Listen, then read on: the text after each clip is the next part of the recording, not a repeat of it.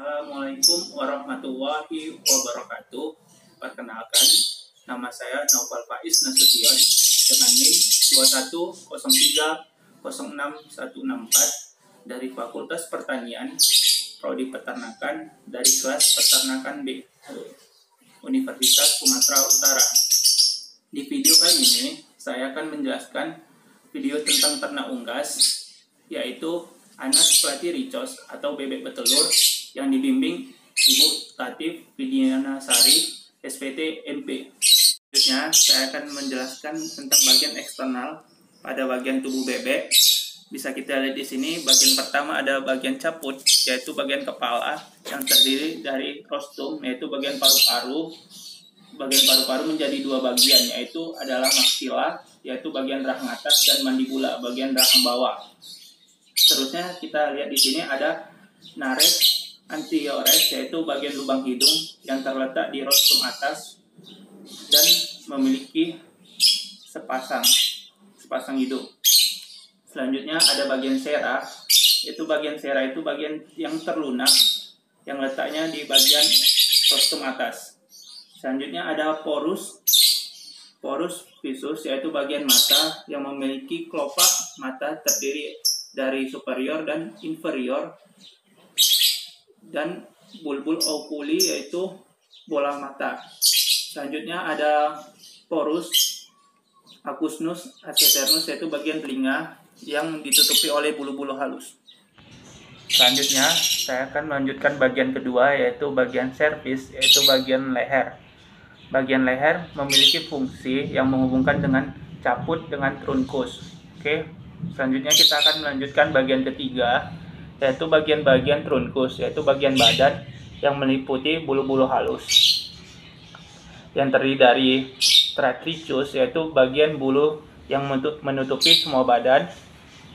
Nah, seterusnya ada retricus, yaitu bagian bulu yang menutupi pangkal ekor. Seterusnya ada temides, yaitu bagian bulu yang menutupi bulu-bulu sayap. Seterusnya ada parapterum, yaitu bagian bulu yang menutupi bahu-bahu bebek. Oke, selanjutnya kita akan memasuki bagian keempat, yaitu bagian ekstremitas anterior, yaitu bagian sayap pada bebek yang terdiri dari 6 bagian, yaitu terdiri dari humerus, tulang lengan atas, ada radius, tulang lengan pengumpil, terus itu ada ulna, tulang hasta. Yang keempat ada osa carpala, yaitu tulang pergelangan. Yang kelima ada carpometacarpus, yaitu tulang telapak tangan. Yang terakhir ada digiti, yaitu pada bagian jari-jari si bebek.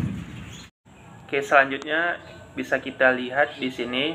Saya akan melanjutkan bagian-bagian ekstremitas posterior, yaitu bagian pada kaki bebek yang terdiri dari 7 bagian. Yang pertama-tama ada bagian femur, yaitu bagian pada tulang paha bebek. Yang kedua ada bagian patella, yaitu bagian tulang lutut kecil pada bebek yang menonjol. Ini bisa kita lihat tulang kecil yang menonjol. Lalu ada tibiotarsus, yaitu penunjukan bagian kaki depan bebek. Ini namanya tibiotarsus, penunjukan kaki depan bebek. Dan ada fibula tarsus, yaitu penunjukan kaki belakang bebek. Oke, selanjutnya kita masuk ke tarsometatarsus, yaitu bagian pada yang menonjol pada kaki bebek yang di bawah telapaknya. Bisa kita lihat ini bagian yang menonjol, namanya tarsometatarsus.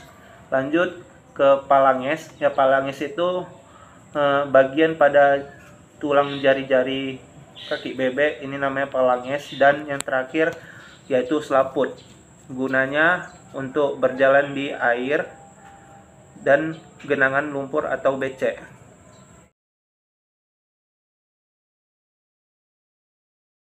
Selanjutnya kita akan memasuki sistem bagian internal, yaitu bagian sistem pernapasan unggas. Bisa kita lihat di sini. Seharusnya di sini ada nafas, karena saya lupa. Di sini saya telah memotong bagian rostum atau bagian paru-paru, bagian mulutnya. Bisa kita lihat dari video bagian pertama, yaitu tentang rostum paru-paru. Di situ bisa kita lihat antoran terdapat di mulut ini, bagian di dalam pencernaan unggas. Disebut ini nafas, yaitu lubang hidung yang berjumlah sepasang itu. Lalu setelahnya ada cavum oris. Cavum oris itu bagian mulut rahang atas, itu bagian mulutnya, yaitu paruh atau mulutnya. Selanjutnya ada glotis. Glotis itu yang terdapat di rahang atasnya, yang lubang 2 itu seharusnya di bagian video pertama itu, yang berada sebelum laring. Selanjutnya ada laring. Kelima ada brankus. Brankus itu yaitu ini cabang yang ke paru-paru. Baru ada pulmo. Pulmo ini fungsinya ialah bagian paru-paru bebek. Selanjutnya kita akan memasuki sistem pencernaan pada hewan unggas. Oke, bisa kita perhatikan di sini.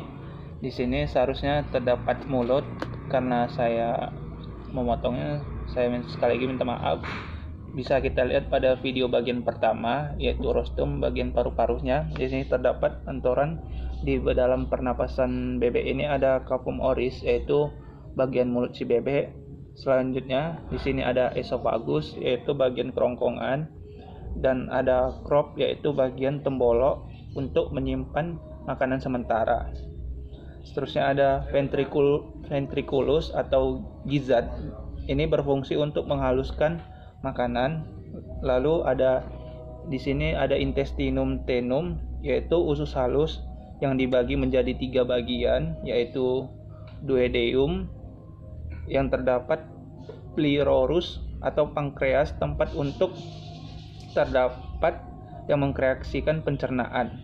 Lalu ada jejunum, ada ileum, selanjutnya ada ceca. Selanjutnya ada kolon untuk menyimpan makanan kotoran sementara.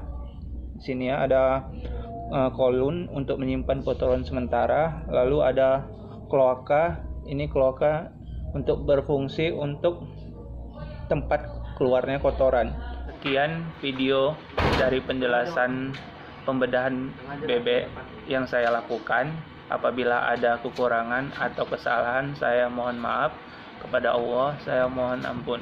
Wabillahi taufik wal hidayah. Wassalamualaikum warahmatullahi wabarakatuh.